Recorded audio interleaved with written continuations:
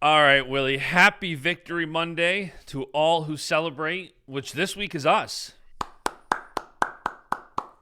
It is us. It's us once again. Well, not once again. Did you have a bye last week? No, No, you no, didn't. we You didn't we have a bye. beat We the had a bye. We were both 2-0 in the playoffs. we yeah. Who'd we beat the doors off of? Broncos. Yeah, yeah. We're 2-0. The I think Washington the world's Redskins. rooting for a Redskins Bills playoffs. I think America wants it. I mean, I first of think all, they definitely do not want the Chiefs to win after that monstrosity. no. I They think I think it's two things. I think number one, there's a lot of even teams who aren't don't have a rooting interest in the playoffs right now. I think they don't even like the stuff with the refs and the Chiefs. Also, they I don't. just think people don't want to see Mahomes and the Chiefs get their third. I think people are just done. Let's give it to somebody else. So, apart But from yeah, Rocky Elam and Kansas City, nobody's rooting for the Chiefs. that's how I was telling somebody the other day. Lamar, Josh Allen. I want to see them get one. It's tired. Like I like Mahomes. I like Andy Reid, but let's let somebody new in there. Number one. Number two. The Chiefs they get all the breaks. They get all the breaks. But I would Washington. Hey, love we. to. I You know would what's love crazy to. about this playoff weekend is that every game, the number of turnovers was nuts. Everybody was turning the ball over. It Bills was like didn't. this is playoff football. These are the teams that I mean. The Detroit had no. I'm talking about the losing teams. Detroit had like four or five.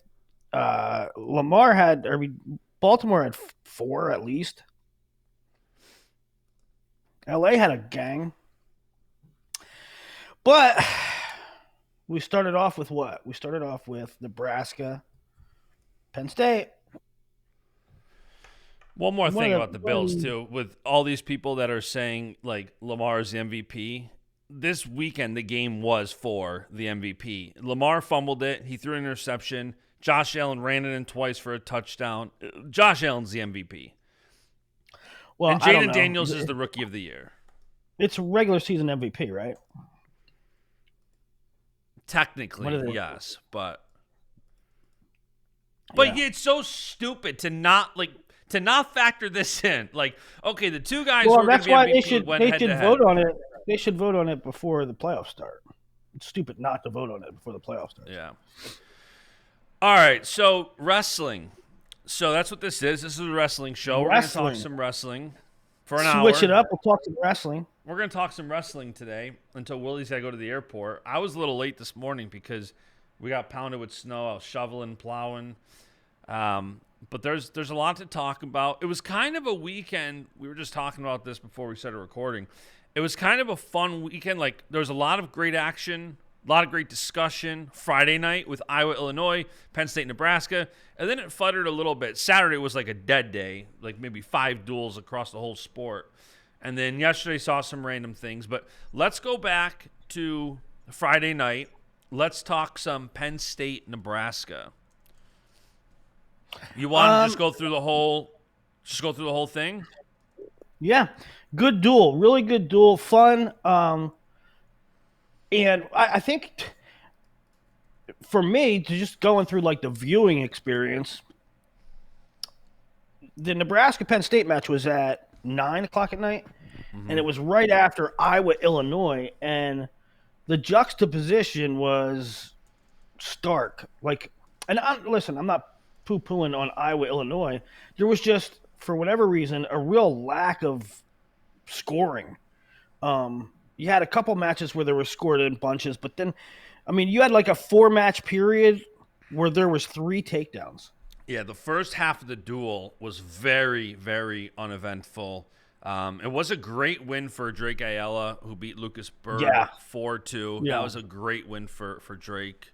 But yeah, the first half of that duel was it was rough. Yeah, so Joey Cruz won. Drake Ayala beats number one Lucas Bird, number one asterisk Lucas Bird. We still don't know what's going on with Crookham. Um, 41 Ryder Block still, Ryder Block was so good in high school. He just doesn't seem to have his footing. I don't know if it's a weight cut or what, but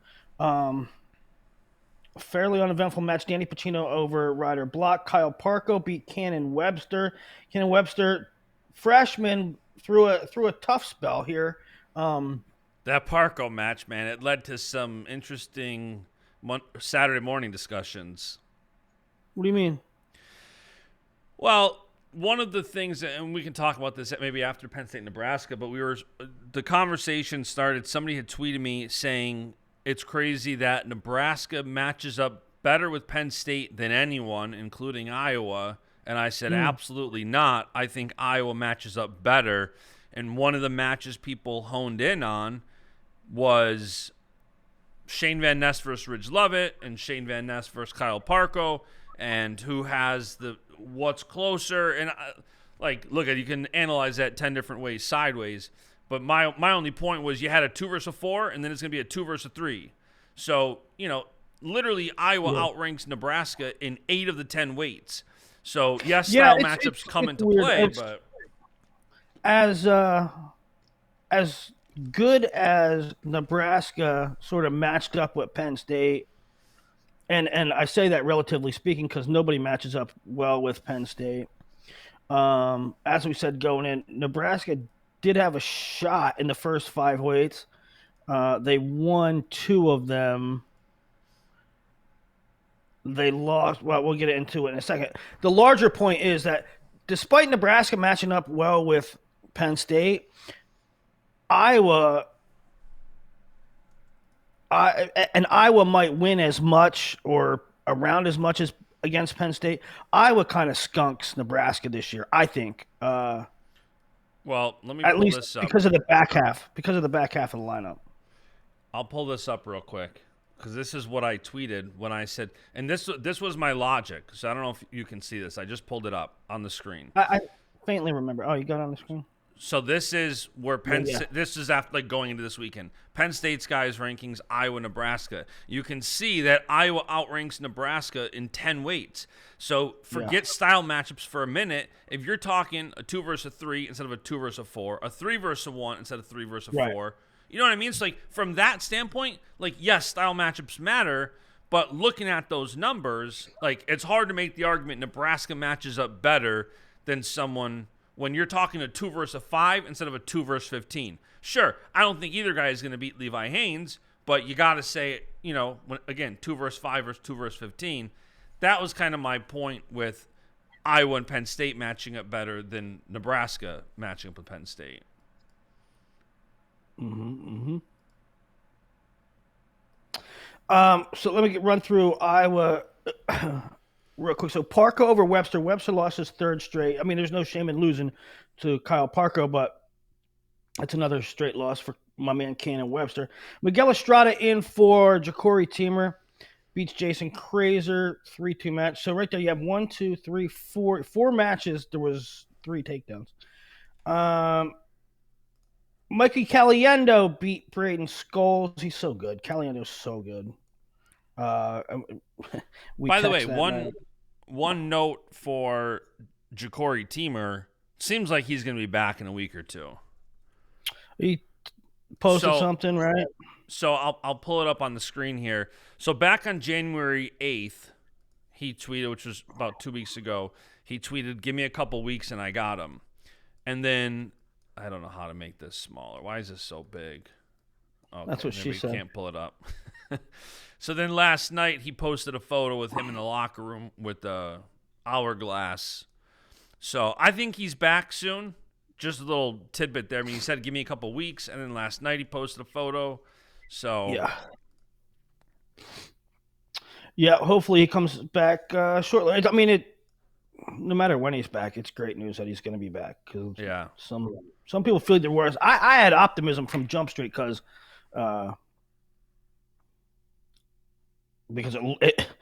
it looked like a hamstring, and they take a little bit of time, but I was optimistic he'd come back. Patrick Kennedy over Bronigal. Gabe Arnold, really nice win over Edmund Ruth.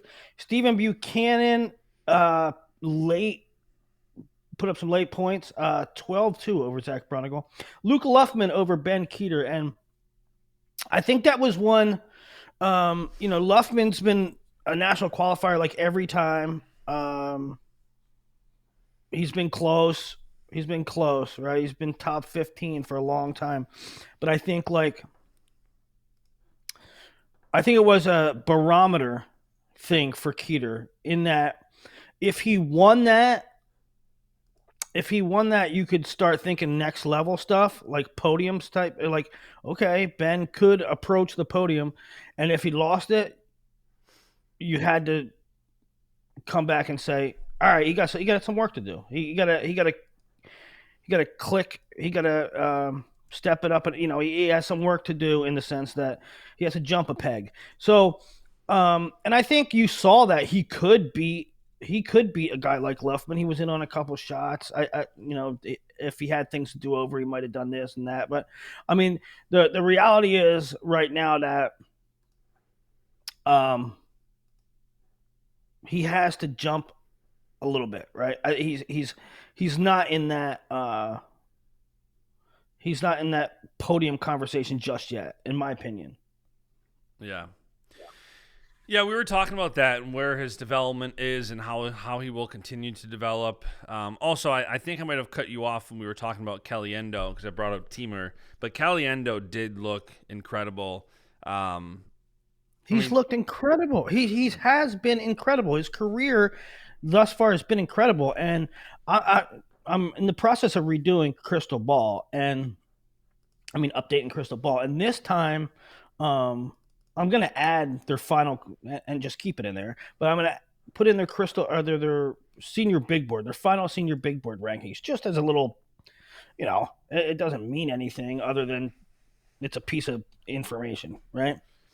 But Caliendo wasn't a really highly ranked guy. And he's turned into like a 4-time All-American type thing. Izzy had real woods, but off the top of my head, Caliendo might be the best. That's what I was just going to say. For as many different guys Izzy has had, you talk college guys like Real Woods, Dylan Ragusin, and Caliendo has just looked so good. We were kind of, texting that in the group chat going through, he's a junior, so he's still got next year after this year. He was 7th his freshman year, 4th his sophomore year. So he's looked incredible. And this year, he's 12-0, 75% bonus. Everybody you put in front of him, he just beat soundly. So he's having an incredible year. He showed flashes. I am 73. I am 73 in his big board coming on senior big board coming out, and 73 is not bad, but it's not a lot of guys past 50 turn into 4-time AAs. That's for sure. Yeah. And so you saw the potential, but I didn't see 4-time AAs. It's been a terrific career, and he not only wins, he puts up a lot of points, and as we were talking,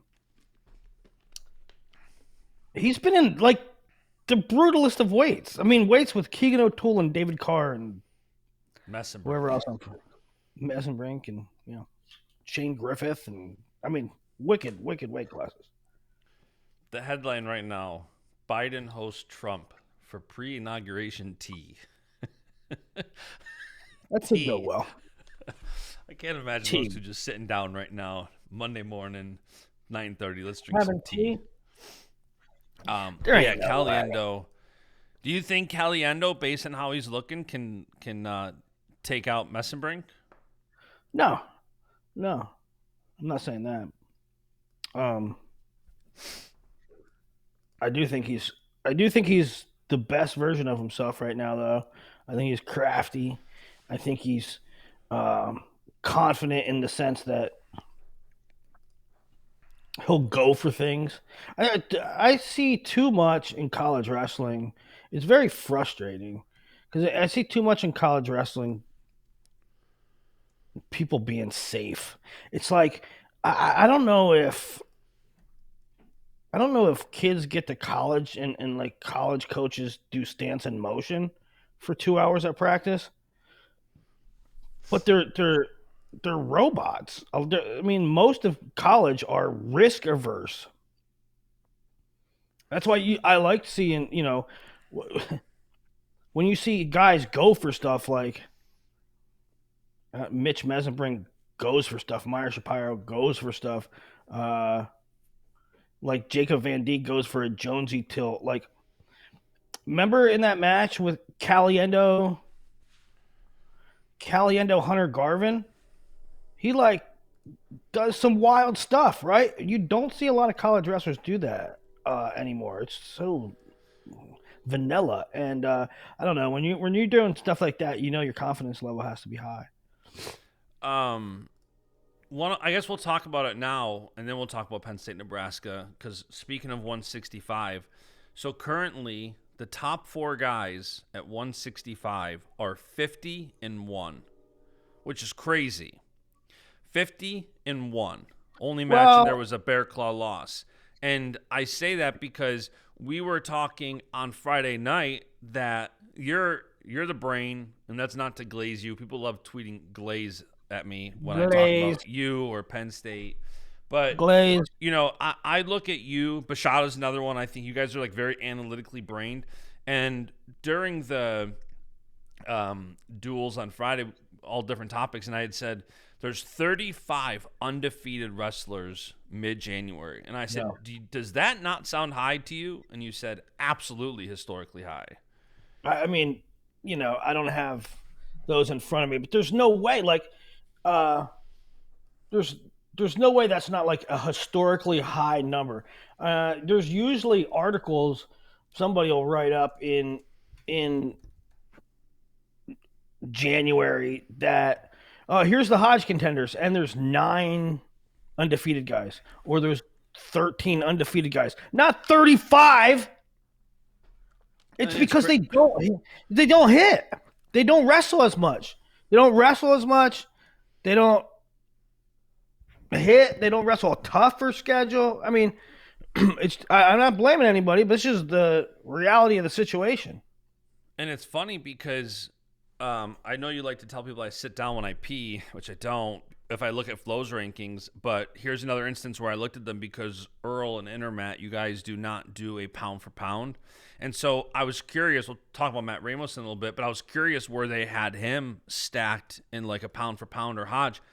And last week he wasn't even in their top 20. And I'm like going through the list, and I'm like, on one hand, that's crazy. On another, you go through the list, and especially before this weekend when, some guys took a loss and stuff, but it's crazy. Ramos not even in the top 20, and here he is, 20-0 on the year without giving up a single takedown, and he's not in the top 20.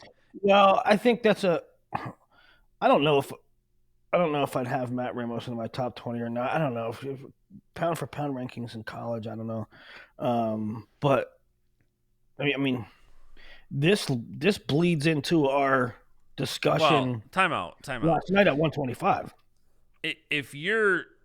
There's no way you can make an argument that Richie Figs you're going to give more credit to than Ramos. I understand he's a returning national champ, but he's won 4 matches this year. Like some of these guys, I think when you're talking finding 20 guys, Richie Figs should not be in pound for pound. Do they have Richie Figs in pound for pound? They have him 17. Stop it. So that's why I'm saying, like, there's guys in here that you go through the list, and some of them are very impressive, absolutely. But you cannot have. Okay, so I get your point. You cannot have Richie Figs in there. If you have Richie Figs and not Matt Ramos, I guess. I don't know. I don't know how you get Richie Figs in there. He lost at Maximo Renteria. Pound for pound? Even Meyer Shapiro's in there. Again, great wrestler, 3 wins on the year. Now, I wouldn't be surprised if Kozak and Rader do an update and Ramos is now in there. But I was just curious looking back when I put a graphic out for Ramos. Because, again, 20-0 in not a single takedown given up. That was impressive to me. So that's why I looked started looking into it. But, yeah, I don't think there's 20 guys right now in college that should be ranked ahead of Matt Ramos. It seems to give a lot of I don't weight know. to- I don't know. But that conversation bleeds into our argument, quasi argument last night about the nature of 125. Which, to be fair, I mean, you kind of caught some shrapnel because it was the middle of the Bills-Ravens game. So, I mean, emotions at an all-time high, adrenaline's at an all-time high, and you're arguing with me about 125. Thank God Baschamania diffused it all with his incredible wing recipe, because then I was able to focus on the game, screenshot, send the recipe to Becca, and then focus on the rest of the Bills game. But yeah, I'd say it was like a halftime. It was mostly a semantic. It was mostly a semantic Correct. argument, because Bash texts us, and we got to get the words right here, because when you talk about a semantic argument, Yeah. you got to get the words right. Let's see what it was. I don't know. I'm gonna have to scroll back for an hour. Mostly me claiming that 125 is mid. The whole way is mid. Yeah, I'm trying to find it. It's way back there. We talk a lot.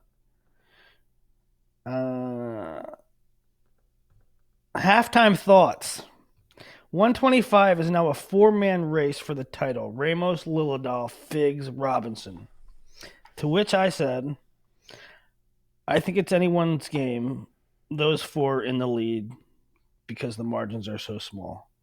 And you, Rage replied, name one guy who can beat all four of them. Yeah, so what I was trying to say, and I clarified later, is that those are, for me, the front runners. Those, I think it's those four, and then a gap, and then the next four. So I said, for me, it's Lillidahl, Ramos, Robinson, Figs out front, big gap, Caleb Smith, Troy Spratley, Francesca Poulin. So I agree with you. Semantics, what I was saying is, like, for me, there is a clear pack out front. They're very consistent. I think all four of them have not lost a single match. And I think for the other guys who have been, inconsistent, Caleb Smith, Troy Spratley got pinned yesterday. I just think those four guys, if I'm betting on somebody, I'm picking one of those four. Obviously, 125 is crazy. Anything can happen. But you got to figure at this point in the season, Lillidahl and Ramos, I think, are both going to go undefeated heading into NCAAs, with the exception of whoever wins Ramos-Lillidahl. I think if things play out the way they're trending, we'll see a Lillidahl-Ramos, two undefeated guys in the Big Ten Finals. Whoa. Ramos-Lillidahl will be undefeated after Big Tens? No, one of them will be. The other will have a loss to the other. I think heading into the Big Ten Finals, those two will be undefeated. See, this is where you trip me up, bro. Okay, hold on. Okay, I'm gonna tell you the only guy in the top through Big Tens, the only guys in the top 25 that Lillidahl will wrestle: Dean Peterson, who lost yesterday to Wisconsin. No. It doesn't. Even through. So, are you saying Big Ten's weak in 125? I'm saying heading into the Big Ten Finals, I think it's undefeated Ramos versus undefeated Lillidahl in the finals for the Big Ten title this year.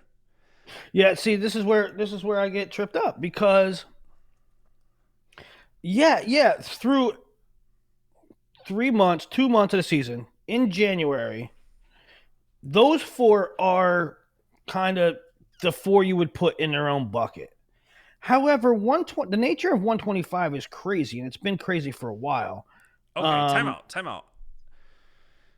You're going overarching over just let's just stick with the one argument you disagree with. Here's all of Luke Lillidahl's matches heading into Big Tens. Who do you think? I don't care about. I know that. I know this. Okay, so would you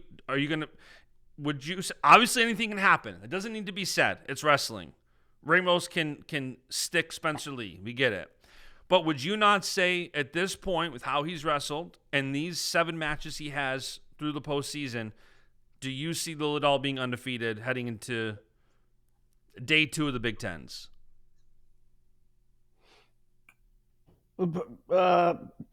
Probably. I would pick him to beat each one of those guys. Okay. But, yeah. Okay, and the same goes for Matt Ramos.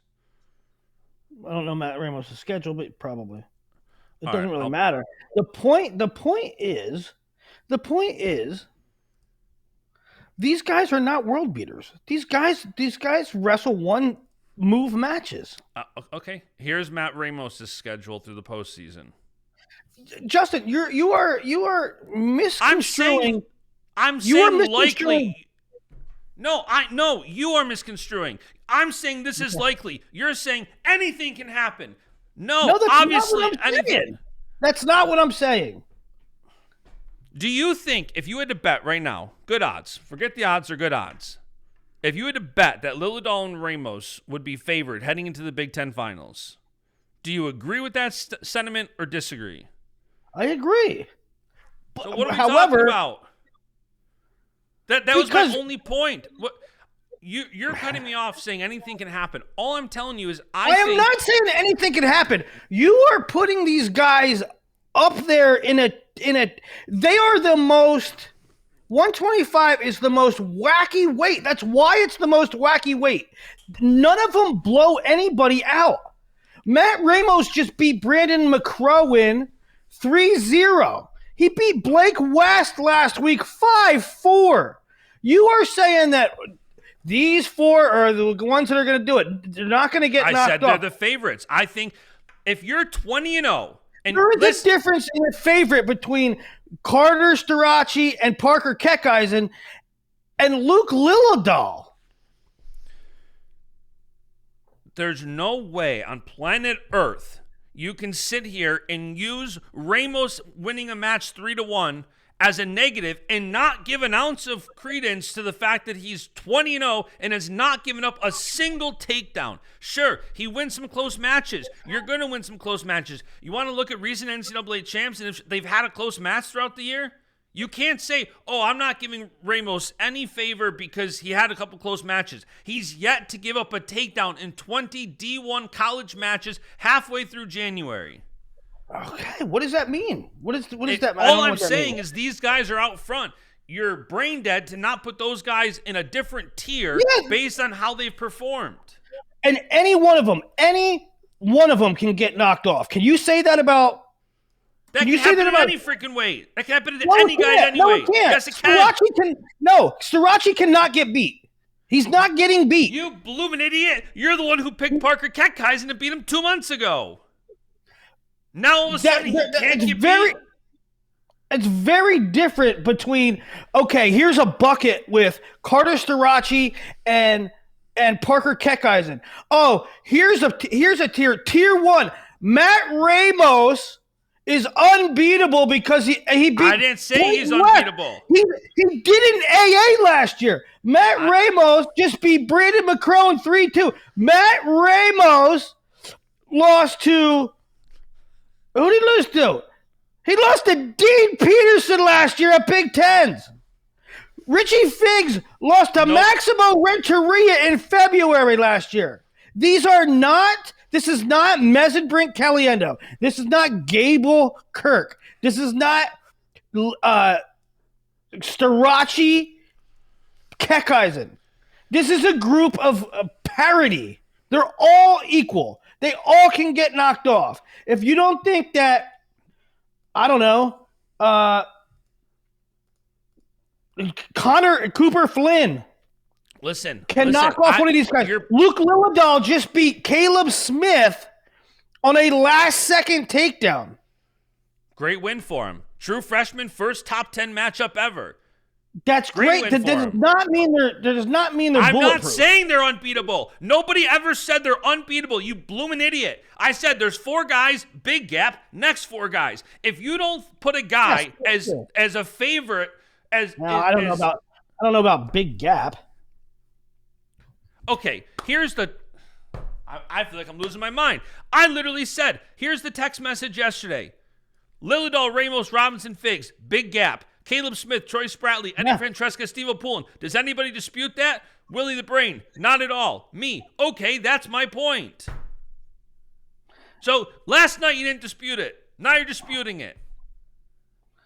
No, it is. There is a gap there.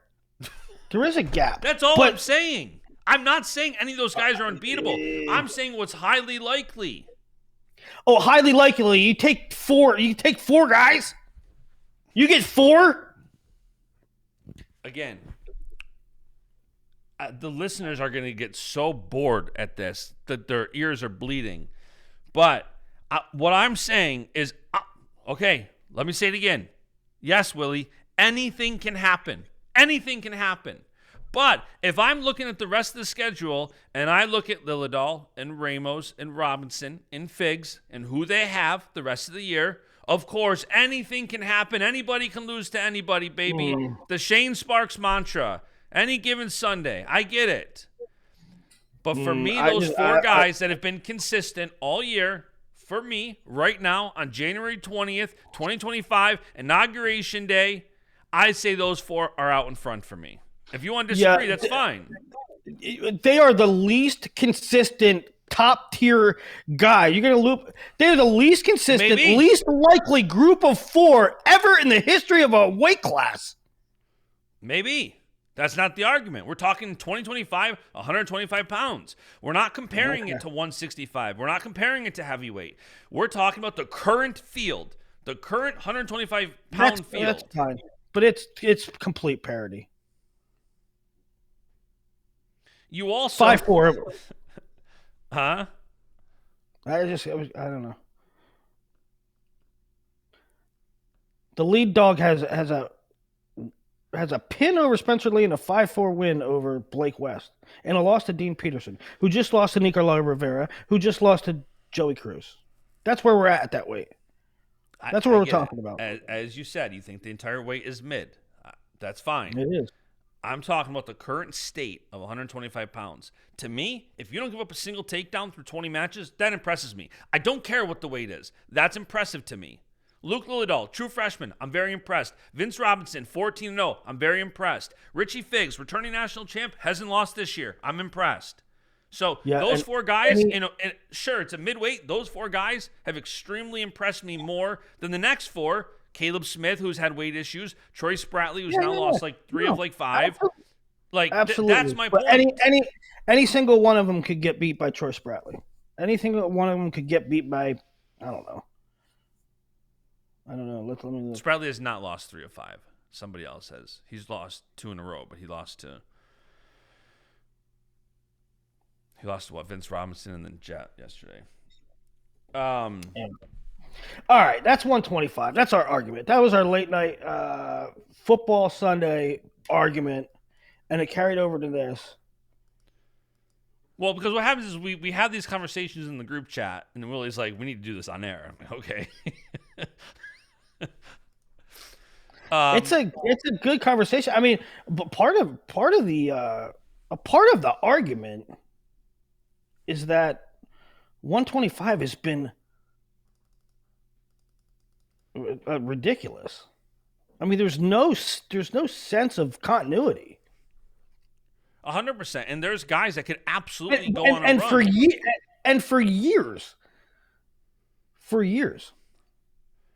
And that was part of, like, Bashada was saying that he thinks any of the top 8 guys really could go on a run. And I said, absolutely. My thing about, first of all, when you take 4 guys at a weight class and say one of them's going to win it, well, yeah, no shit. You can't take 4. Taking 4 is unfair. You can't take 4 at every weight and said nobody outside of these 4 are going to win. Well, that's no kidding. But my point in it is that if Cooper Flynn picked off one of the guys in the round of 16, these guys could all get picked off. These guys, I wouldn't pick it. I wouldn't. I agree with that. Pick all 4 of them, but they're all pick offable.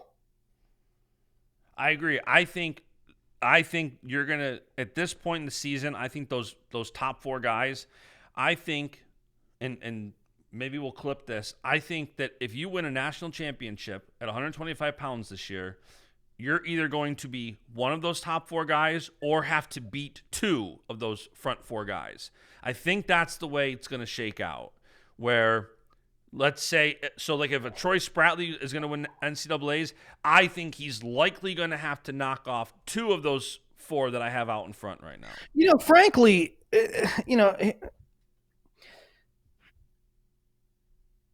we went back-to-back topics with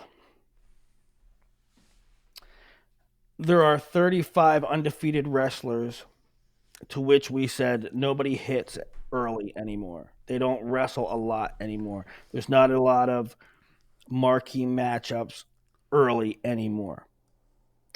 2, Luke Lillidahl's in the top tier. To me, it's way too early. We don't have enough data. Other than Ramos wrestling at CKLV, and other than maybe Troy Spratley, there isn't enough data. I mean, there's a handful of matches that really are indicative of what might happen. And the CKLV screwed us out of that because literally you have Vince Robinson, who's undefeated 14-0 or 15-0 now, I think. He had the medical forfeit to Ramos at CKLV. So right there, we would have seen that one 100%. Yeah, that would have been a data point. If Figs was there, we would have seen Figs and Ramos likely. So that would have been a data point. 125 pounds really at CKLV was one of our biggest opportunities, where that's why I said, obviously anything can happen, but I'd look likely Ramos and Lillidahl I could see winning out until they hit each other based on who they have, because they only have 2 in the top 15 left. Right, that's what schedule. I mean, but that doesn't give us data points really. The only data point it gives us is, can they not stub their toe? Can they show a little consistency? We didn't get V-Rob. We didn't get Figs at CKLV. The only thing, Lillidahl has not hit tough guys. The only thing that we have is Ramos with a lot of matches. Ramos obviously looking the best, and Spratley has a lot of matches under his belt. And he's taken some losses like this weekend against Jess Strickenberger, and he's had some highs and he's had some lows. Overall, I like him. I think he can beat anybody on any given day. But there's just not a whole lot of results at 125. And overall, it'll be interesting. It'll definitely be interesting. I mean, part of 125 is consistency. I mean, Luke Lillidahl, Dean Peterson might not seem like a big deal if you want to be a national title contender, but at 125 it is. Show me some consistency, right? You got to win these kind of matches. That's a very important match for both of them this weekend. Very important match for both. Dean Peterson's rebounding off a loss yesterday to Rivera, and Luke Lillidahl, this will be one of his only top 10 guys until the postseason. He'll hit McCrowan end of February. He's like 10 to 15. I see. That's where I'm at, bro. I'm at like that's a big match for Luke. I need to see that. He needs 100%. To win that for me to be on the train. Yeah. No, listen. I shouldn't say for me. I mean, that sounds stupid. Hold on, let me back up. Luke Lillidahl needs to beat Braden McCrone to be considered a national title contender. That I know, that is no duh. But at 125, to me, that is a thing. Well, and we were also talking about Luke Lillidahl yesterday, and you had picked him number 1, and you're like, on one side, you're like, I still haven't seen anything. But I said at the same time, you still have him 1, maybe moving to 2 in your crystal ball. But it's like, and somebody even tweeted me this morning, like, well, what's the folk style reasoning for Lillidahl being predicted to potentially win it all? And it's like, have you not been paying attention the past decade between his high school folk style career and what high level, not guys who have won a one-off title, guys who have been consistently having success internationally, like Spencer Lee, like Gable Steveson, like Yanni did. What did those guys do in college? Because Luke Lillidahl is in that tier. And if you don't think that level of freestyle success translates to collegiate success, that's stupid. I understand, like, I understand skepticism. Willie, we got a guest. Hey, Cenzo! What's up, buddy? Up, guys? I told him, Willie. I told him we were in a. What's that? Said my headphones aren't working for some reason, but go on. Willie, I told Cenzo that 125 argument will be a terrible listen. We're having a screaming match. We're having fun. And Cenzo said it is terrible. A terrible segment, but it gets good that we get impassioned about it. Speaking of 125s, Spencer Moore, dude, he's a beast. He's getting his he's throwing his hat in there, and and he just beat Ventresca. He beat Ventresca last week. He's you know, he's been coming along all year. You know, I think he's going to be peaking at the right time too. But he's got Vince Robinson next weekend. Yeah, he'll be ready to go. So that's a good one. Yeah, we were talking about it as far as the ACC goes. He's beaten Ventresca, and as far as the ACC goes at 125, he can be right in the mix there. And it's a good topic too. Spencer Moore, we're talking about people saying Luke Lillidahl doesn't have the folk style resume to say he's a contender, and all he's done is in freestyle. Well, number one, I think he kind of just proved that he could beat anybody last week after that win. And he didn't just win a spot on the Cadet World team or medal at the Cadet Worlds. He's been in the finals for 3 straight years. He's medaled for 4 straight years or something like that, right? Along those lines. He's also spent the majority of his high school folk style career, number 1, number 2, something like that, right?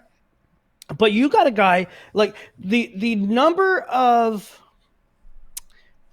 guys that medaled at Worlds at cadets and then didn't do anything in college, that is a little bit higher. Well, that's not what Luke Lillidahl is, but it's a little bit higher. We've seen maybe the Mason Manvilles, right? We've seen Mason Manville win a world title, but then not doing much in college. We've seen Jared Vercleren, your teammate, won a cadet world. Both of those guys were my teammates. Right. So I can understand if some fan says, hold on, pump the brakes. But Luke, number one, had sustained high school folk style success. They sustained freestyle success internationally.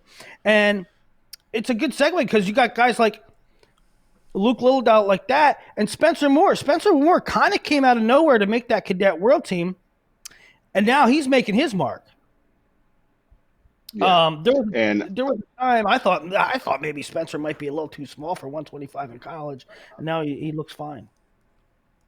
Oh yeah, no, he's good size wise. He's done a really good job with his weight management and everything this year too. But yeah, that dude works, and he's been getting. Oh yeah, he's been getting. I haven't either, man. But no, he's been doing a good job. Willie, I can't stop looking at that beard, bro. You know Willie what? That thing is nice. That thing is nice. I just don't want to. I don't feel like shaving. Yeah. I went through this. I wouldn't either. Did you shave up here? I shave right here. You do the Mega Med off. Only because it's not because like I'm trying to go for like some Dagestani look. It's because you are. He wants in on the Dagestan culture. It doesn't grow. I just get like a couple hairs. So, All right, real quick, guys. I love you both. I gotta run though. all right, Much buddy. love, buddy. What nice drop by Hey, Mark Andrews Cenzo. for the Bills yesterday. Yeah, Re- yeah, I'd say that's more on Lamar for throwing interception, having a fumble. Can I last question for you since we got you? If the yeah, Bills beat the Chiefs and the Redskins beat the Eagles, and it's Willie the versus Redskins. Bash in the Super Bowl, who are you Yeah, rooting for officially? nobody. I want Dude, everyone to lose. I want everyone to lose. Just waiting for my Steelers to figure it out, man. Can you? All right, last thing. Love you, Cenzo. Thanks for joining us. Charlie Horse Ramos for me. Whack him. Is that him right Oh there? wait, what do you want me to do to him? Whack him. Whack. Give Ramos a whack for me. Bam. I can't do that. I got too much love. See you All right, guys. I love it. all right, see ya. All right, that's a Cenzo cameo for the show. I agree. I think all your Lilidol points I think are right, and that's why. And you did say you were doing crystal ball updates. So when that's done, we will do a crystal ball show. That'll be a fun one because we're starting to get more data points. I know it has been the first half this year. We haven't had as much as maybe we normally do, which is why we have so many undefeated guys. But I'm going to go. This is a lot. This is a really 125 heavy show. But I'm going to go Ramos at this time. Yeah. All right, let's go through this Penn State Nebraska duel because I think we were supposed to do that 45 minutes ago. We segmented into Iowa, Illinois, undefeated guys, 125 pounds. Let's go. You want to go in the order of the duel? Yeah, you know what? I was thinking about that this morning, or no, last night when I'm looking through box scores. I wish that people that posted box scores and largely the SIDs would post them in the order they were wrestled. Like what weight did they start in our at, show notes, Doc, I put them in order of the duel. All right, so interesting thing. Penn State and Nebraska could not agree on a starting weight, so they coin flipped it. Penn State won the coin flip. They picked 174. Starts at Levi Haynes. Also, Penn State SID did put them in bout order, just to be clear, in their official recap. Good job, Pat. Good job, Pat.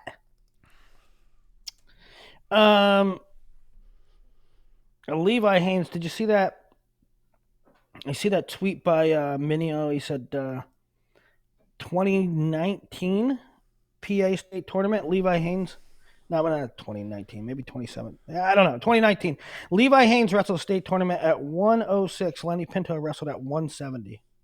I saw that. I think I retweeted it. That was crazy. And now here they are wrestling at 174. I know. People always there's a, I don't know if it's a large segment. I think it's mostly, I don't want to say casuals.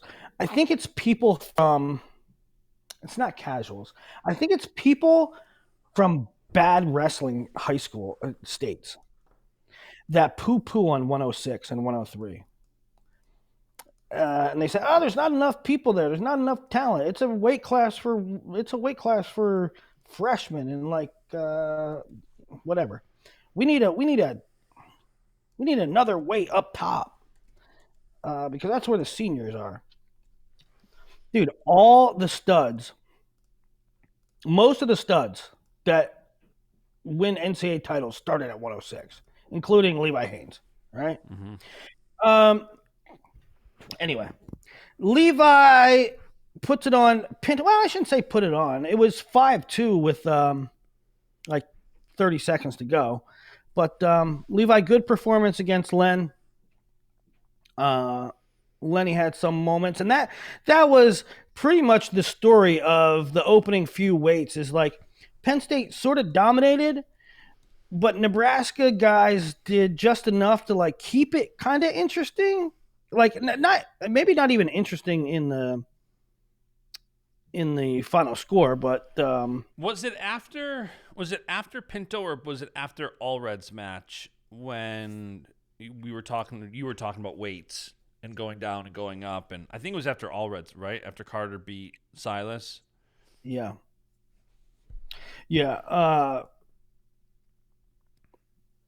Lenny's Lenny was not big at 184 at all.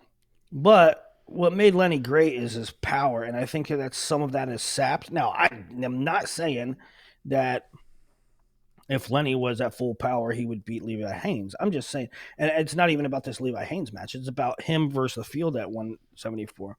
I don't know. He doesn't look lethargic. He just doesn't look like he has the power he used to have.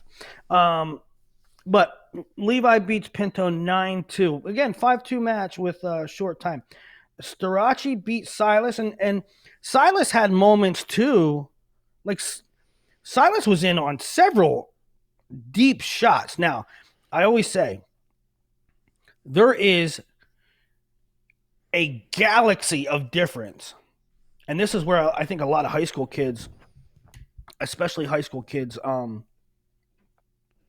that were really good, get tripped up when they're freshmen and sophomore, and like when they're making the transition from high school to college, is that there is a galaxy of difference between getting in on a shot and getting in on a shot in a position to finish, right?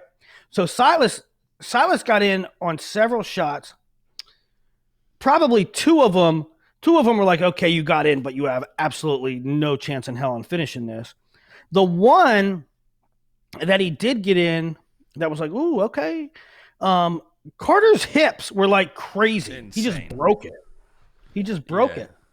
That was absolute crazy defense.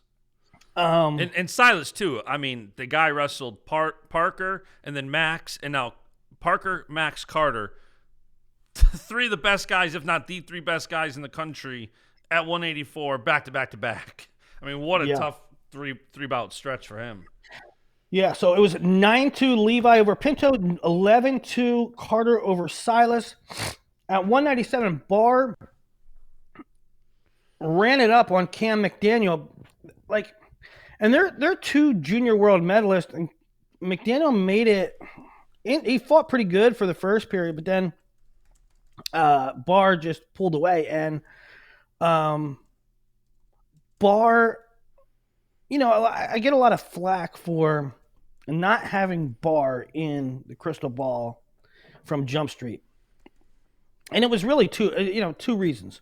One, Penn State did not declare who the starter was going to be. Same thing with Plot at Okie State.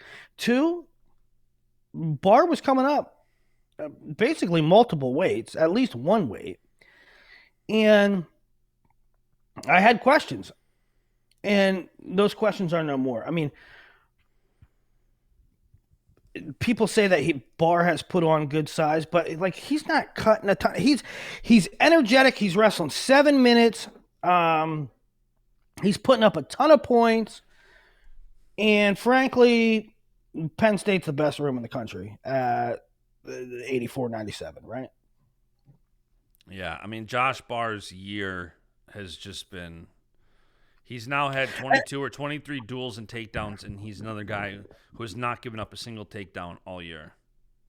And so, like, people say, oh, Willie, you slept on Barr. I was fully awake on Josh Barr, okay? I knew who Josh Barr was before you even sniffed him, ever. Okay? I know everything about him. He's one of my favorites. He'll tell you he's one of my favorites. But there was questions, and what you don't understand, and what you have to give Josh Barr credit for. Listen, you do not win. Josh Barr was ranked 1 or 2 in the country in high school. He had a really good resume, high placing finishes.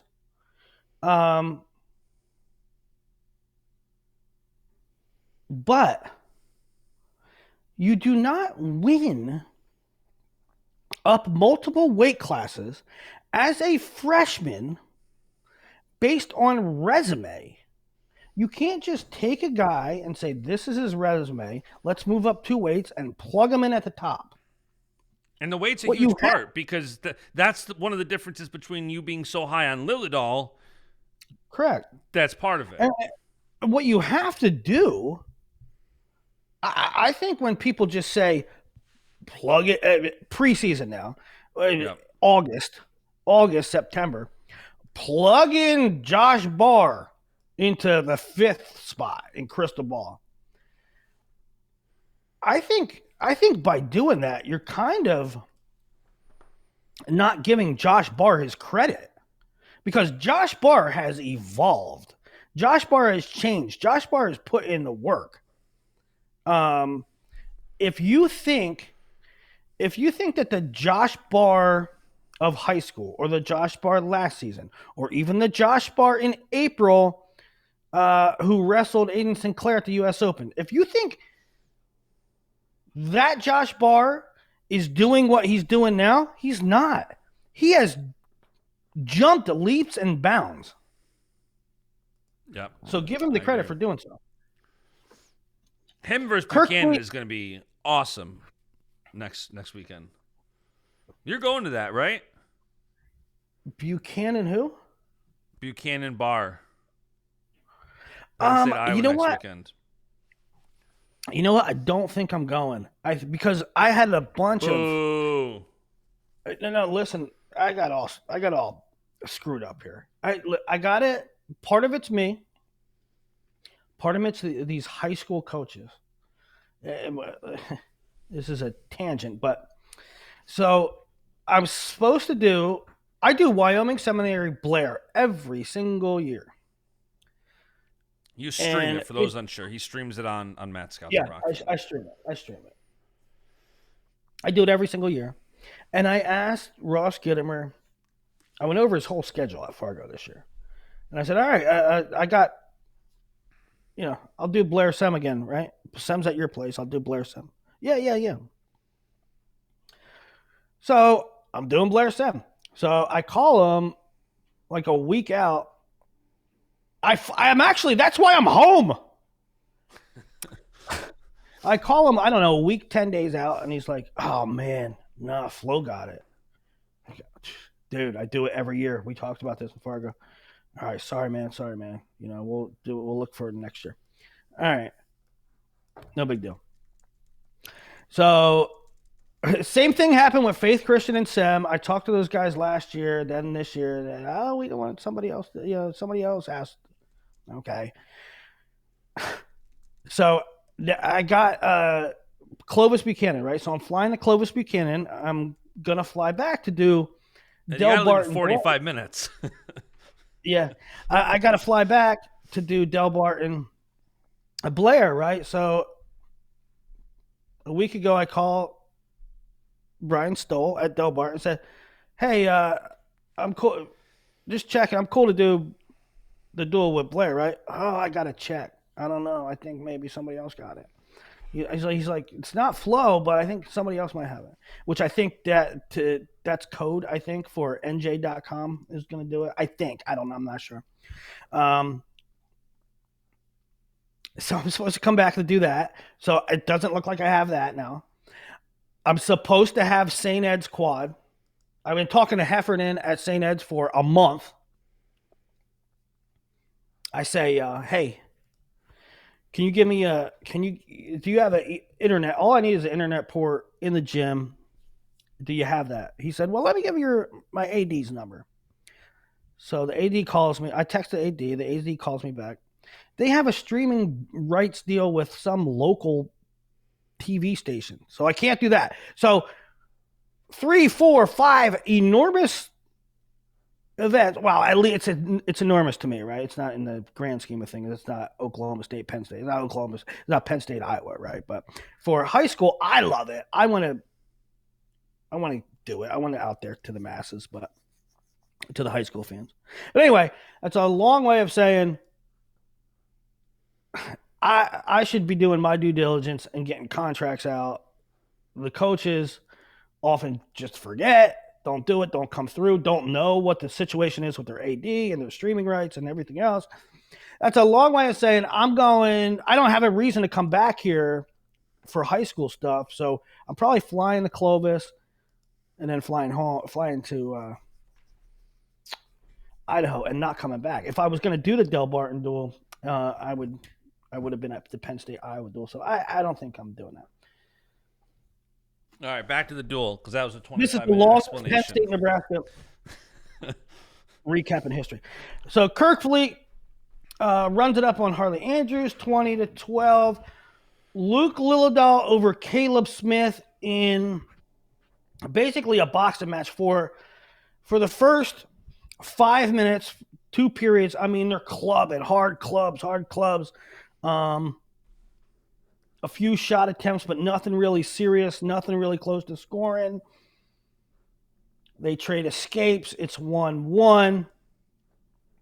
I don't know, 15, 30 seconds left. Caleb Smith tries a drag or a duck or something. Luke, drag, go behind, takedown. And that's how the first half of the duel ends. Penn State blanking them 5-0. And so 2 things at that point. It's like, one, okay, the duel's probably over. The duel's over. However, 2 things can happen.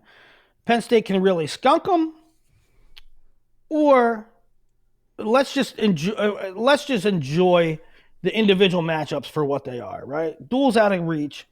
Let's enjoy the individual matchups. What will we get? Well, we got a really good second half, in my opinion.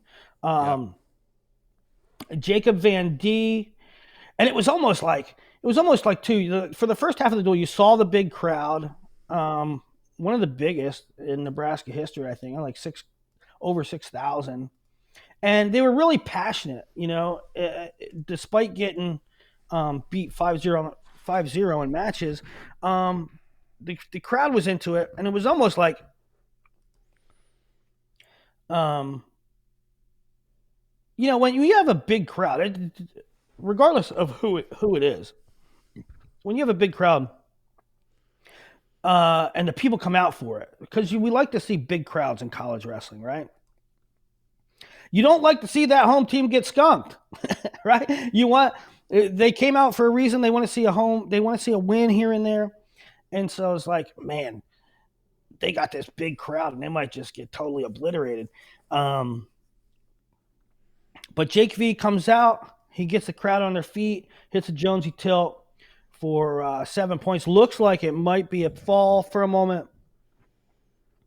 But then, even that 7-point play, Davis comes back, gets a takedown, and it's like, all right, this match is fully in play for Davis. Davis can come back and win this. Yep. And then Van D pulled away a little bit. 14-7 final score. Good win for Van D. Again, he continues to have a little bit of magic at home. Yeah, it was a great win for Van D. 141, Bo Bartlett, Brock Hardy. Incredible bout. Hardy, again, Hardy's so close. But he's really weird in that, he had a knockdown drag-out match with Vance Von Bauer last week. Hardy will, and not that Vance Von Bauer is chopped liver, right? But he has a nail biter versus Von Bauer, who's probably the second half, and then he has the second half of the tier at 141, and then he has Bo Bartlett sort of dead to rights, who is clearly, he's a national finalist, right? He's clearly in the top tier. So Bartlett scores first. Hardy comes back, and he has a lead. And he basically has Bo Bartlett buried with 40 seconds to go. Hardy's on top. He's a great rider. He has boots in. And Bo Bartlett's guts and balls, and I cannot be more impressed. Bo is buried. He's on bottom. And you know that thing in You know that thing in the old, I don't know if they do it anymore because I haven't watched it in 30 years, but you know that thing in old pro wrestling, where the guy was almost tapped out and they raise his hand and it's dead. And then And the they raise third his one is hand and like, it's dead. And the third one, he's like, yeah. no, I'm still alive. I'm still alive. Don't count me out. Bo's on bottom. There's 40 seconds left. It's now or never.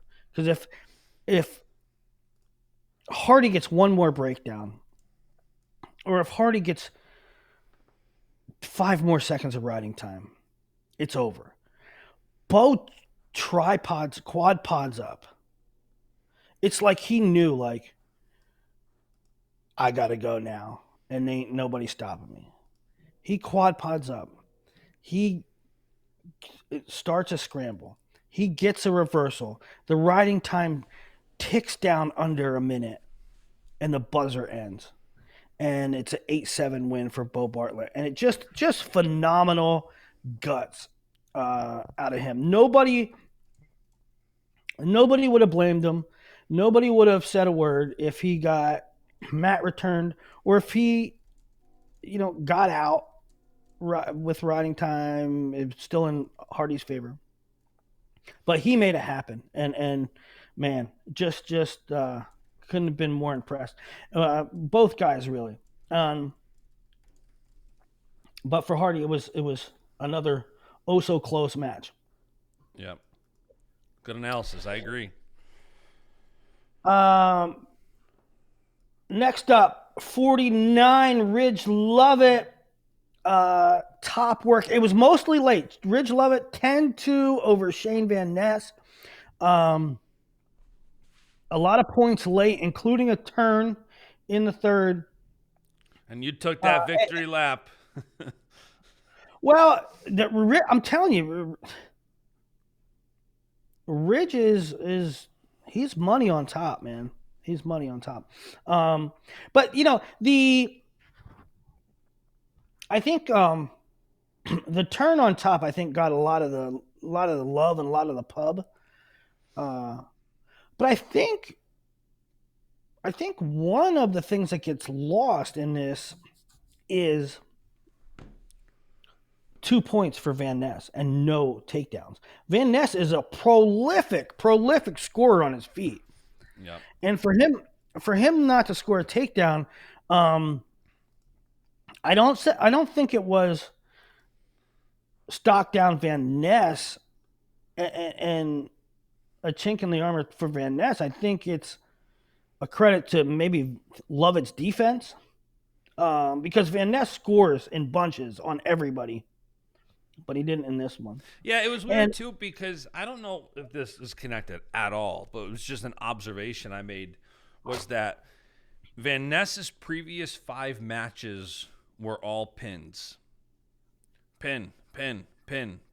And then you come with a guy like Lovett, and it's just a different game plan. And I don't know if he was just riding all those pins and just kind of a different approach to the match.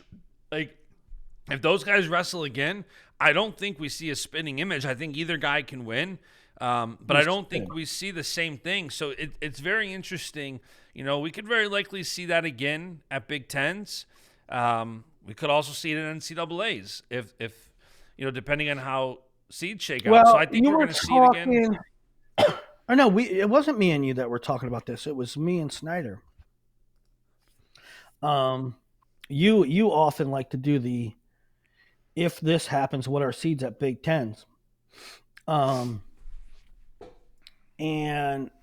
the way the schedule plays out before Big Tens, it will likely be Lovett, Parco to decide who's the 1 and who's the 2-3. Mm-hmm. Yeah, they'll wrestle likely at the February 7th duel. Well, let me rephrase. Parco has Van Ness next weekend, and then 2 weeks later, the following weekend, right. He'll have Lovett. Right. So Parco would need to beat both. Lovett's path to the 1 is clear. Beat Parco, you're the 1. Van Ness Van Ness would have to beat Parco and then hope that Parco beats Lovett, and then who knows? Yeah. Kasich over Antrell Taylor. Beautiful move by Kasich, and it kind of determined the entire match. Antrell goes for a shot. Kasich goes inside leg. I think that's called an Iranian, but I'm not sure. And he gets a takedown, and that was basically it for the most part. 9-3, Kasich. And so now Penn State's up 7 matches to 2. Mesenbrink over Bubba Wilson by tech. Mesenbrink's really, really good. 31-7 final. Good duel. Fun duel. Very, very entertaining duel. My prediction was 35-0. But the line came out as -34.5. And I said that Penn State has to wrestle a perfect duel. I don't see that happening. We said that I think Nebraska gets one somewhere. So I took the plus 34.5. It turned out to be the right move there. Yeah. I had a feeling, I mean, it was wrong, but I had a feeling that Hardy, just like right before the duel, I'm like, you know what? I think Nebraska gets one, and I think it's going to be Hardy. Now, obviously, I thought that Caleb Smith could. I thought that I wouldn't have picked Van D. I thought that Hardy could. I thought that Ridge could. Yeah, it was a fun duel. It was a really fun duel. And it's kind of odd, too, this particular Nebraska team. Nebraska's been top 10 for almost every year for a long, long time. But most of that damage, most of their point scorers have been 57-97. Mm-hmm. And this year, I mean, they got a good 57, but this year, it's their lightweights that are dangerous. Yeah. All right, so let's talk some other news and notes. Northern Iowa over Arizona State, 33-10. That was out in Tempe. Arizona State also lost to Stanford. I'm telling you, Stanford's going to be really good. I mean, Stanford beats Arizona State. That's forfeiting 125 and also no Hunter Garvin. Now, I know this isn't the best version of Arizona State in recent memory, but still, you can see the talent coming for Stanford. Yeah. It's and that's without Provo in the lineup. That's what I'm saying. But there again, we often talk about, like, what is Provo's situation? Don't you? Yes, you do. I'll text him. I'll text him today. I mean, it's one of those things again that I like punch the wall about. Like, Nico Provo is really good. Nico Provo, like, he won Cliff Keen last year, didn't he? Or made the finals or something? He won it. He came on the show just after. Yeah. And now he's MIA. Nobody knows why. Nobody puts out a statement. Nobody knows what's going on. I know. They're forfeiting every time. I love Chris Ayers, but I need big boy sports stuff here, guys. Big boy sports stuff. Anything else Friday? Not really. NC State over Virginia. Pitt over Bucknell. Not really. Again, Saturday was like a bunch of duels. Binghamton, Franklin Marshall, Navy beat Harvard, Drexel, Binghamton, South Dakota State Air Force. Not a whole lot going on Saturday. I think they did that because the Redskins were scheduled to play. Let's keep everybody focused on them. Sunday there was a good bunch though. SIU Clarion, Ohio over Edinburgh. North Dakota State over Air Force. Minnesota, Michigan, probably the big one. Cooper Flynn wins. Tyler Wells wins.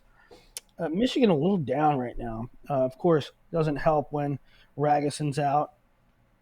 The big one here is Vance Vombauer over Sergio Lemley, 4-2. And I don't know. I didn't get to watch that match. I don't know how Vance Vombauer is held to 4 points. That dude is crazy. And when Crystal Ball comes out, like I ain't gonna have him crazy high. I'm gonna have him like in the 5 to 8 range, but that dude is dangerous. That dude is really dangerous. And I think I think when this year's over, call me crazy, but Aliers is graduating. Bo's graduating. He just had a knockdown drag out with Hardy. Vance Vombauer comes a top tier kind of guy to me after this season. Gilcher over Drew Roberts. Tommy Askey over Cash Rabone. Bo Mantanona beating Andrew Sparks. That is a big one.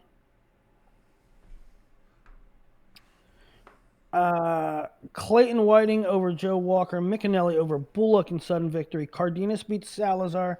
Stevenson pins Heinzelman 25-10. Minnesota. Campbell beat Chattanooga. Army beat American. What else we got? Virginia Tech beat App State, and Lenny Wolak got teched.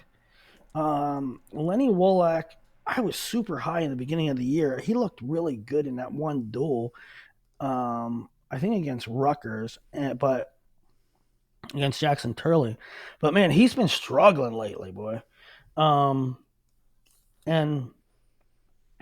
TJ Stewart won, but he's been struggling too.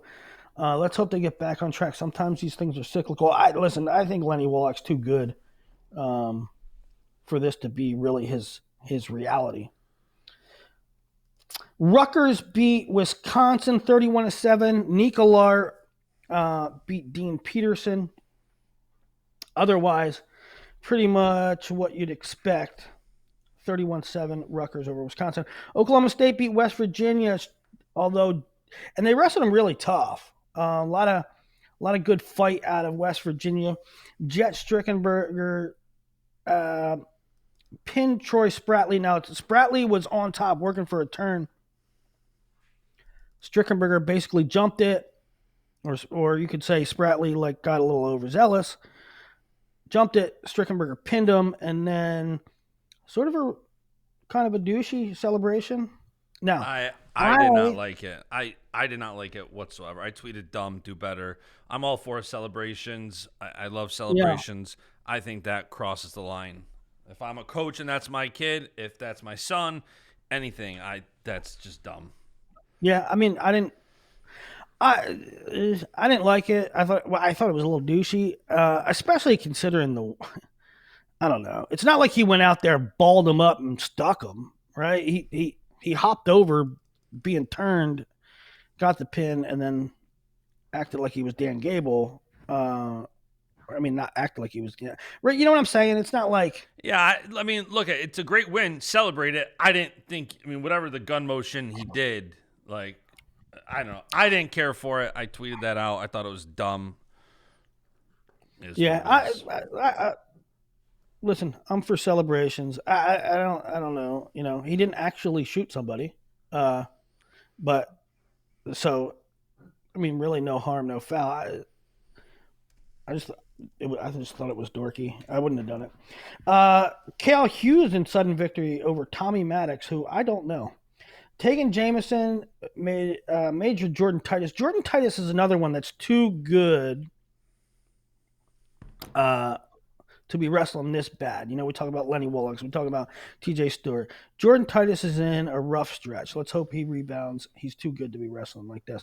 Hilligus over Sheets. Caleb Fish beat Gavronski. Peyton Hall beat Cam Amin 5-1. You know what? I looked at his box score, and it not long after we were arguing about 125 last night, and This is what I'm saying. Perhaps the clearest thing to get across to you, like how I feel about 125. No, we're going back. Oh my God. We're going People back. who skipped over that segment are so bummed right now. I'm at the time. Yeah, they're like, Willie, don't bury that. Take that segment out back and bury it. But my feeling about 125 is you have an entire weight of chamomines. You have an entire weight class. Imagine 33 Will Luons in the NCAA tournament. Imagine 33 Will Luons. How does that analogy make any sense? Because none of them score. Because none of them do anything. Because every match is 4-1. Okay. Ready? I'm going to read you real quick. I'm going to go through Matt Ramos's because I know you like to say 3-0. Here's his. Hold on. Time out. Are you going to do your thing? Are you going to do your thing where you list all the tech falls over bums? Is that what you're going to do right now?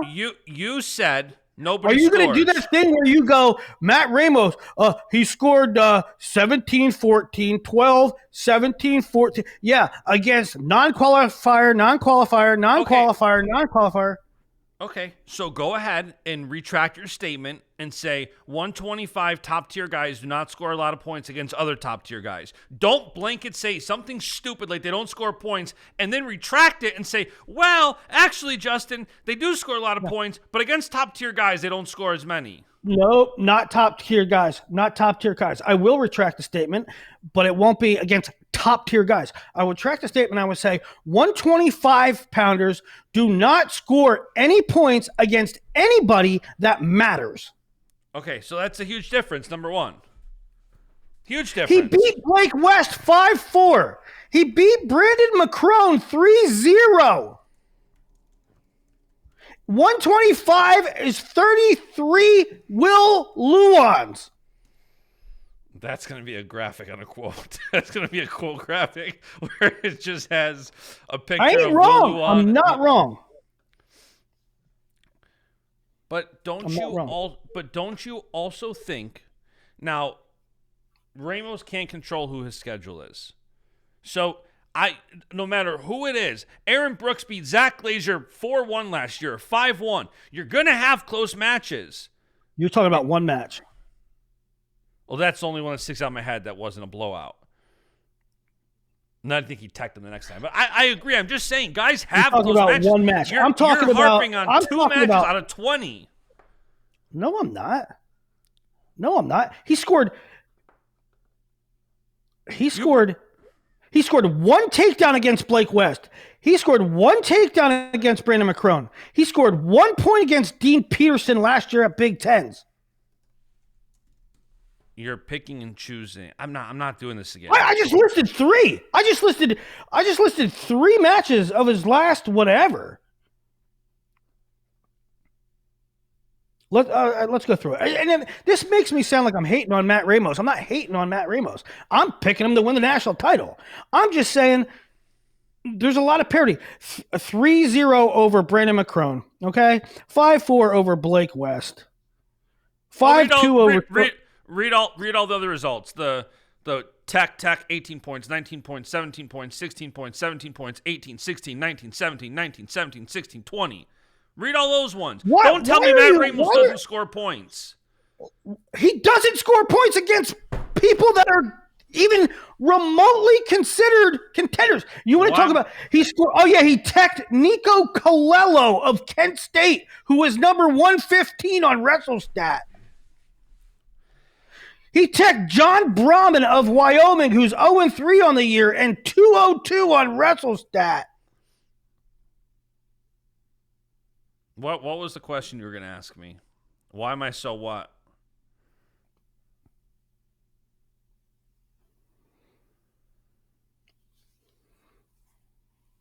He lost 4-0 to Luke Stanich. He lost 4-1 to Anthony Noto. He won 4-2 over Steve O'Pullen. He won 4-3 over Brandon McCrone. He lost 4-1 to Drake Ayala. Last year. He lost 7-1 to Dean Peterson. Last year.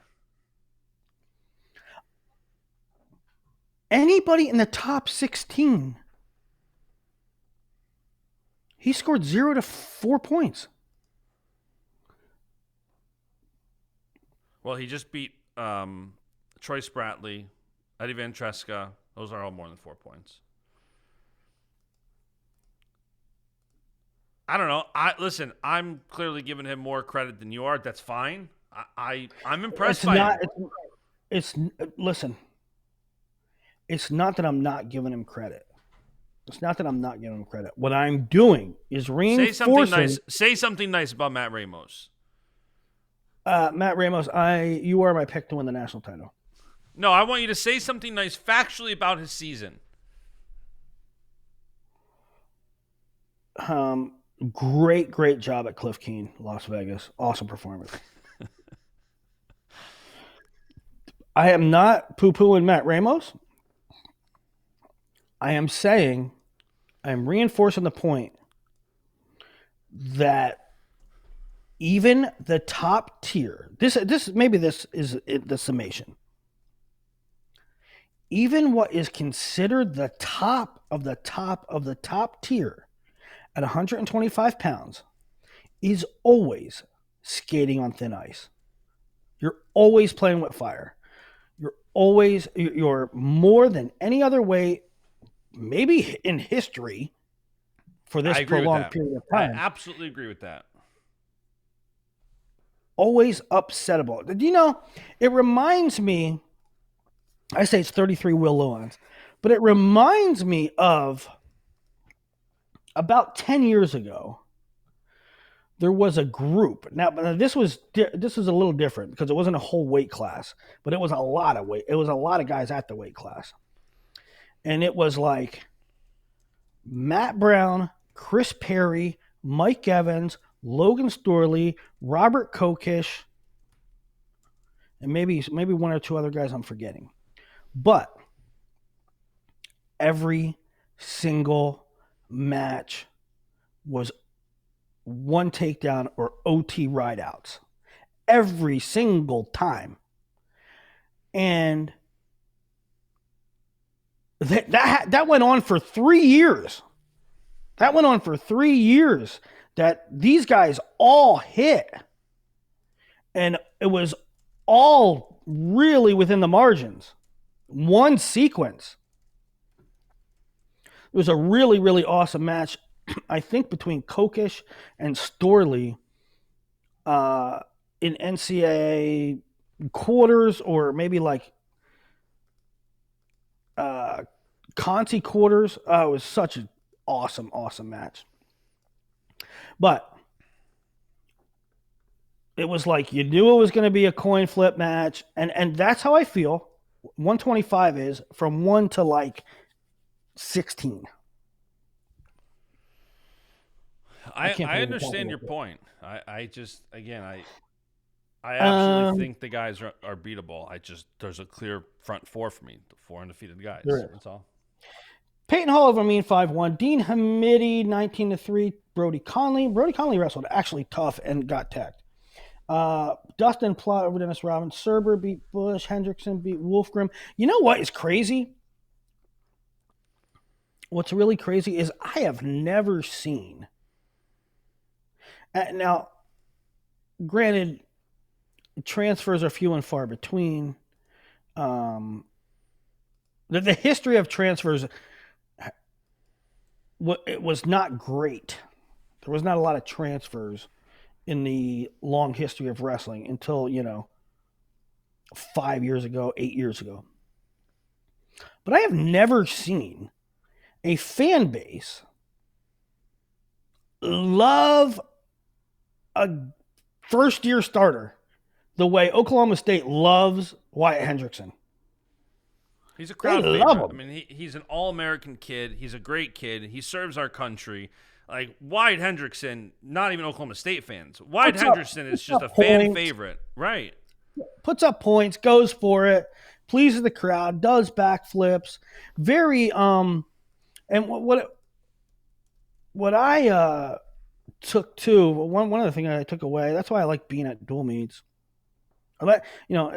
It's fun to watch it on TV, but you pick up little things when you're actually there. And one thing that I took away from being at what duel was I at?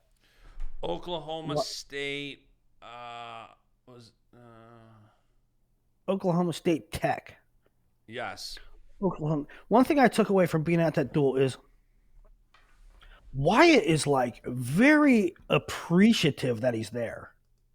Like Wyatt's like, it's an honor to wrestle for Oklahoma State. It's an honor to be here. I want to please the crowd. I want to please my coaches. I want to help my team. That was really neat. And I talked to his mom afterwards, and she basically said the same thing. She said he loves it here. He loves school. He loves the program. But I don't know. It's just like he got there as a one-year transfer. He wrestles in his first, second, third duel, and he is like the crowd favorite. It is really cool to see. Yeah. Ohio State over Purdue, 34-10. Ramos over Macron, 3-0. Joey Blaze beat Sammy Sasso. Sasso and Patty flipping weight. Sasso at 57 now. Patty up at 65. Carslow with a fall. Stanford over Arizona State. E.J. Parco using one of his dates. He beat Jesse Vasquez 4-2. That was kind of what I was alluding to earlier, is Stanford's young talent coming. And maybe not this year, but in the next year or two, they're going to be really tough. There's going to be really good roster battles. There's probably going to be guys that would qualify for NCAAs, maybe make the blood. I mean, there's going to be guys at Stanford that have to sit the bench. That are really high quality. E.J. Parco coming out and beating Jesse Vasquez. Nico Ruiz over Zach Hansen. Zach Hansen up at 65. No Hunter Garvin. Lorenzo Norman wins. Yada, yada, yada. That's third. 24-18. Stanford at home. Wyoming beat Oregon State. And then that's about it, bud. That's about it for the weekend. I'll run through some real quick senior level nuggets.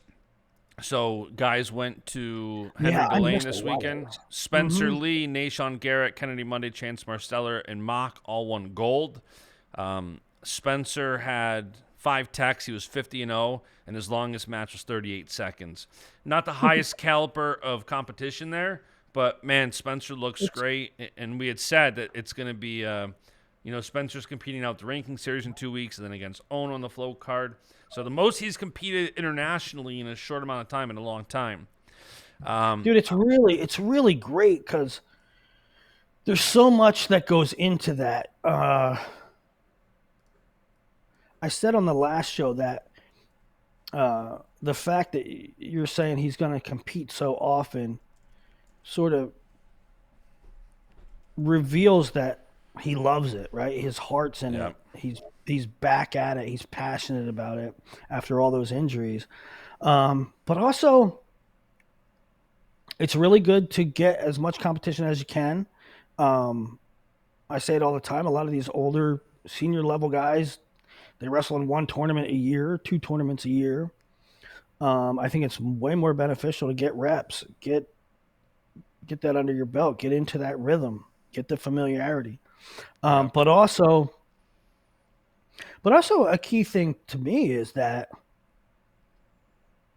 he's not scared. He's not scared of getting re-injured.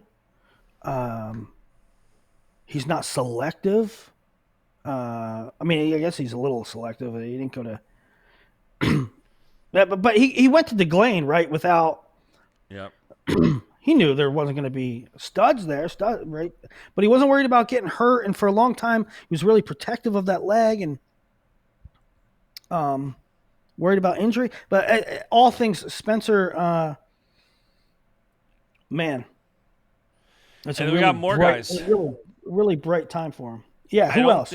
I don't think we touched on it the last show, but Dan Koloff entries came out for this weekend. I'll run through those real quick. Brandon Courtney, Liam Cronin, Dayton Fix, Michael McGee, Nashawn Garrett, Devin Turner, Yaya Thomas, Will Luan, Elroy Perkin, Quincy Monday, Kennedy Monday, Chance Marstellers, Zahid Valencia, Eric Schultz, Mason Paris, Christian Lance, all going to the Kolov this weekend. And worth noting, related to that, Dresser called up Oklahoma State and said, I want to get a match in for Ortega. Let's do an RTC exhibition match at the duel. And Oklahoma State said, well, our guy who's 61-57, Dayton Fix, will be over at the Koloff in Bulgaria. And they said, well, what about Thomas Gilman? And Gilman goes, okay, I'll do it. So Thomas Gilman lacing up his shoes and officially back on the mat for an exhibition match this weekend. Him and Ortega split matches at Pan Am's. I think Ortega won in 2018 and Gilman won in 2020. Yeah, it's really awesome. And I think Gilman will be really good. I think that and this kind of goes along, not that they're entirely related, but there was an article about Nick Suriano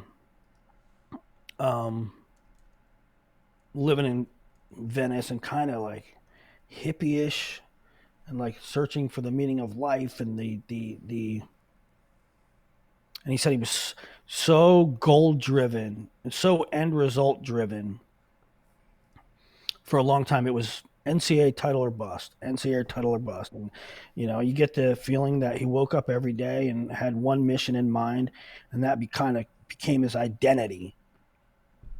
And so, Nick Suriano is kind of an odd cat, and the way he talks and the way he carries himself is kind of different, but I understand what that pressure and that kind of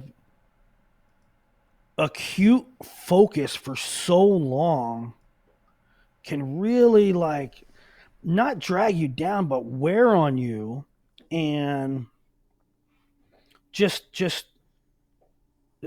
eat at you, right? And so what I'm getting at is Thomas Gilman was in this Olympic cycle and he was in this weight cutting cycle to go along with it.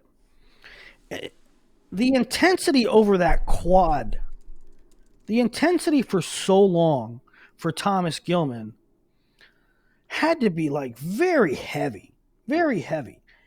And so now he quasi sort of retired, but not retired, but still coaching and still coaching now and still on the mat and working with these guys and probably refreshed, rejuvenated, happy, skill focused rather than weight focused.